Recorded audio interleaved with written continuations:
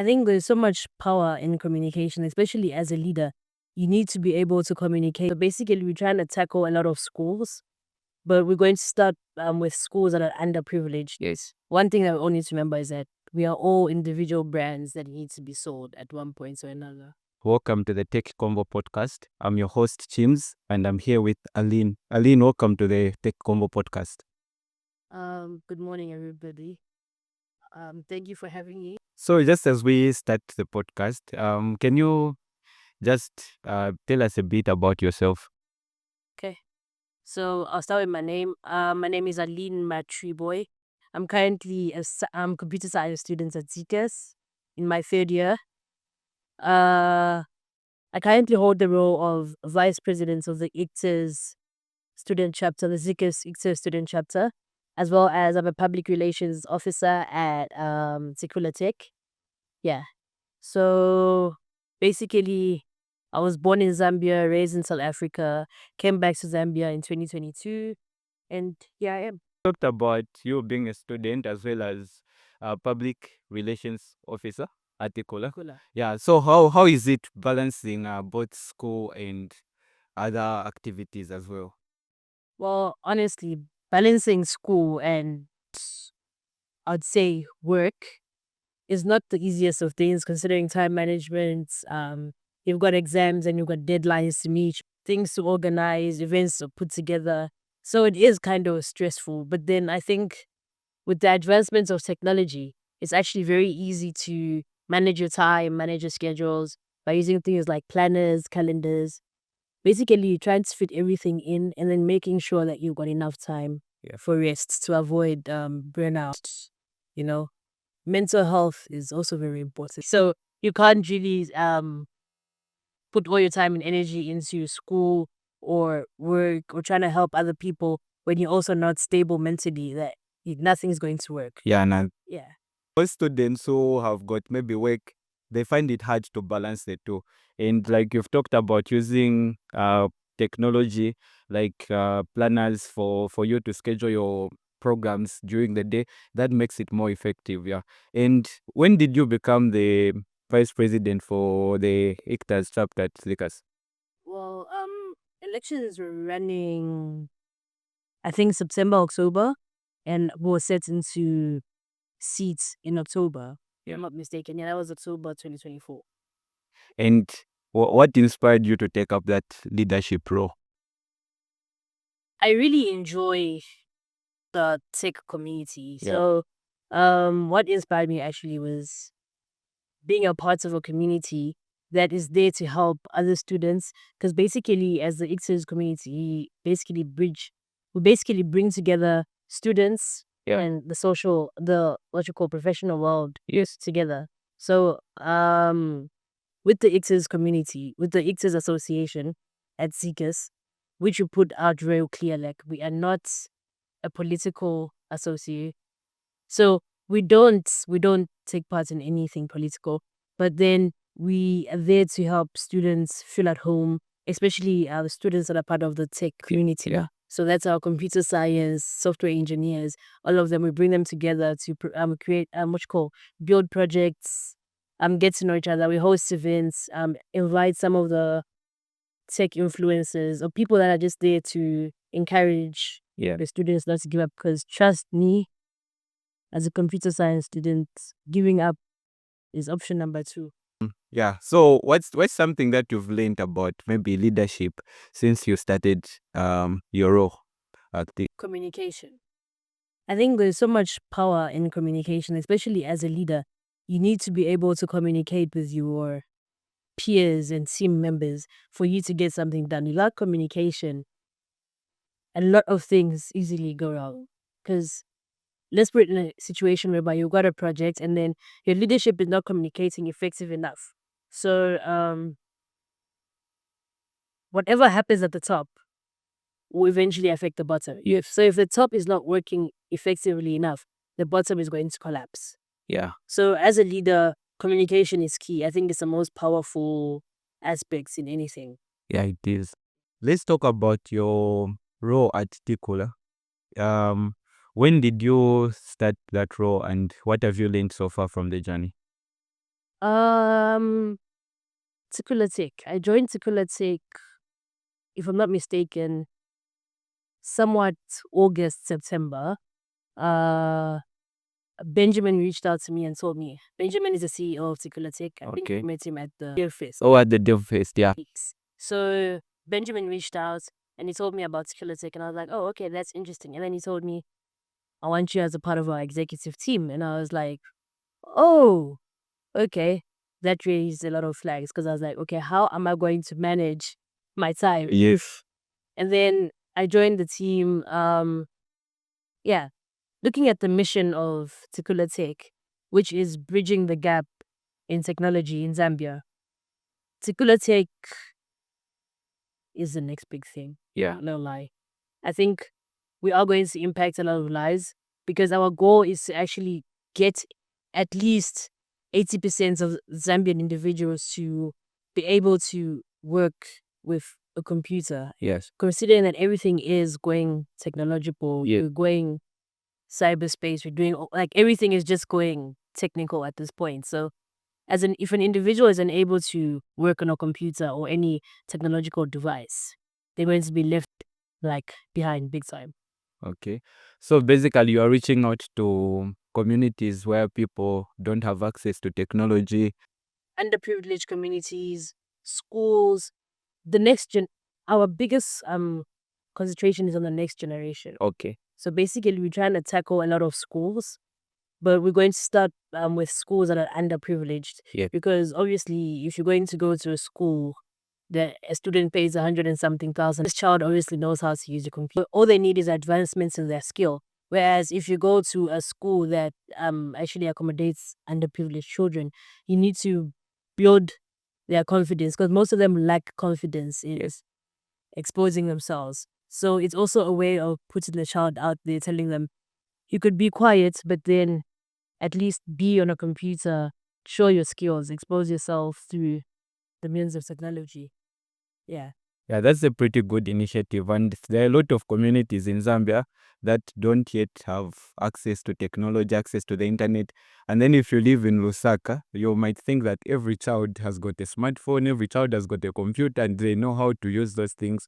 So I think it's a very good initiative that you are doing.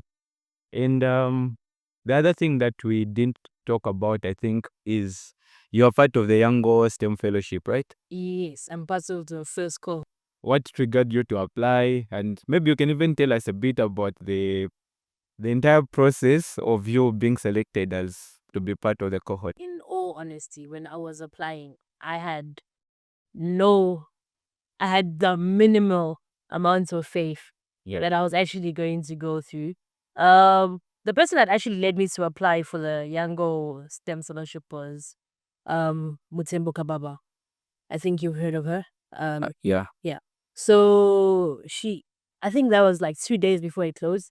She's like, have you applied? I'm like, applied for what? And she's like, oh no, there's a Yango STEM fellow situation. I was like, oh, okay, let me try. So it required us to write an essay about why we felt we were eligible for the position. Okay. And get some recommendation letters, upload our grades. And I was like, okay, as a B+ student, a student that never gets up 2+, would I really be eligible for this? But then I actually applied, and then they had the whole short list, and I made it to the short list of the 50. And then from the 50, it went down to them selecting the 30, and I found myself amongst the 30, and I was like, wow. Okay, so for like an individual who wants to maybe try out an initiative like that, maybe they see an opportunity that opens up, what would you advise them? Like what do they need if they have to be? Honestly, I think at this point, I'm just going to tell everybody, just take the chance. Like, some things might look really sketch. Like, you're at the Yango Fellowship, I was like, so why are they giving me this $1,000? Like, what is it for? How does somebody just get a group of people and give each of them $1,000? So I know some things do look sketchy, but then my thing is that just take the chance. Like, you don't know where your fate lies. Yes. So it's better off you giving it a chance. If it fails, it fails. You try again next time, but then carry on trying and like don't lose hope. Yeah. Like, I know if we look at our grades, especially being a computer science student or software engineer, your grades won't look the best at all. Yeah. We get times when things really look tough and you're like, okay, yeah. But then just give it a go. Try it out. Yeah, and a lot of people, I think one of the things that discourage people from trying out and taking chances, fear. And most of them might think, like you said, you are looking at your grades and then you think, are these grades really good? Yeah, are they good enough?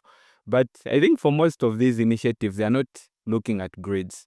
They are looking at what you can present, how you present yourself as an individual, and that also matters as much as the grades do. Yeah, like one thing that I've really learned is how you sell yourself matters. So personally, you are a brand. So it's like a chocolate. The way that Cadbury is going to advertise a chocolate is what's going to lead you to go buy that chocolate. So the way that you're going to sell yourself to people, the way that you want to represent yourself to people actually does matter. Yes. One thing that we all need to remember is that we are all individual brands that need to be sold at one point or another. Yeah. And talking about branding, you find that a lot of people don't take time to put themselves out there on social media, like create a LinkedIn account or any other platform that they can use to just showcase what they do. And that's very important. Yeah. And personal branding. Yeah, personal branding is. And what tips do you have on personal branding? Okay, so personally, when it goes to personal branding, during one of our first meetings as Yango Fellows, Miss Florence Chididaya Mulenga spoke to us on personal branding, where she put out a few points about how to sell yourself on the internet, how you make it about you. It's your story. So whatever you put onto your LinkedIn or any personal platform that you're trying to use to advertise yourself, share your story, make it your own. Like, don't third party it majority of the time. Make it your own story. Yes. So LinkedIn is basically a bragging page for professionals because all professionals go on LinkedIn to share their success stories, how they did what, how they did that. So also take that to your own opportunity. Go into LinkedIn, anything that you take part in, put it out there. Let your name be heard. Yeah. And you talking about LinkedIn being a bragging platform, it also discourages people because you'll find that somebody might want to create an account to put their brand out there, but then they're thinking, what do I have to show people? But I've seen people who share the little basics, like somebody's learning to code, for instance, they share their first program that they create. Yeah, and then they start documenting their progress as they grow. So it doesn't mean that you have to be big. Well, you don't necessarily have to be big. Like, I've had several people ask me, so if I do create a LinkedIn account, what am I going to put in? I'm like, basically, you could share daily forms of affirmation. Like, you could be that one person on LinkedIn that's there to encourage the next person who feels like giving up. So, it's not all about you bragging. You could be that one person out of 1,000 that's just there to encourage the next person to do better. You could also share daily tips. You could share, if you're an economist, share stuff that has to do with the economy. If what's building or breaking the economy, just share your personal view on different things that are affecting any parts of the world. Or yeah, it's nothing major. Yes. So for you being a young person in the tech space, um, where do you see Zambia like in the next, if we say maybe 5 years or 10 years from now, from the people you've interacted with and the experiences you've gained, like where would you see this country in terms of technology? Considering the amounts of startups that I've come across, I think in the next 10, 20 years, Zambia will be on the chart of like high technology base. Because one thing that the industry has to actually put emphasis on is um, giving opportunity to a lot of startups. Yes. Many people have got ideas, they just don't have the money to make their dream a reality. A reality. So there's a very big opportunity for Zambia to grow its technological space, looking at the amounts of computer scientists that are being brought up. Yes. These days you can find a 7-year-old, 6-year-old who can code Code. in C, C+. Yeah. And it's like, okay, I can't even code in C+, but then the next generation is there Yeah. to support the future. So if they could put more effort into the next generation, I think the Zambian tech industry is aiming for the big Yeah, had a great conversation. What would be your last remarks as we close it up? My last remarks. I'll start by thanking you for having me here. It's been a great opportunity. And then I'll call for everybody to like the Tikula Tech page, the Itis Zikisu page on Instagram, TikTok, LinkedIn, Facebook, basically, and to support the upcoming generation because it's in the future of Zambia. Yeah, definitely. Yeah, there you have it, guys. Thank you very much. Thank you, Arlene, for coming through. Thank you very much Yeah. for having me. It's been a great pleasure. Yeah.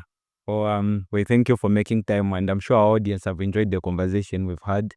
And until next time, thank you very much. See you guys. Thank you.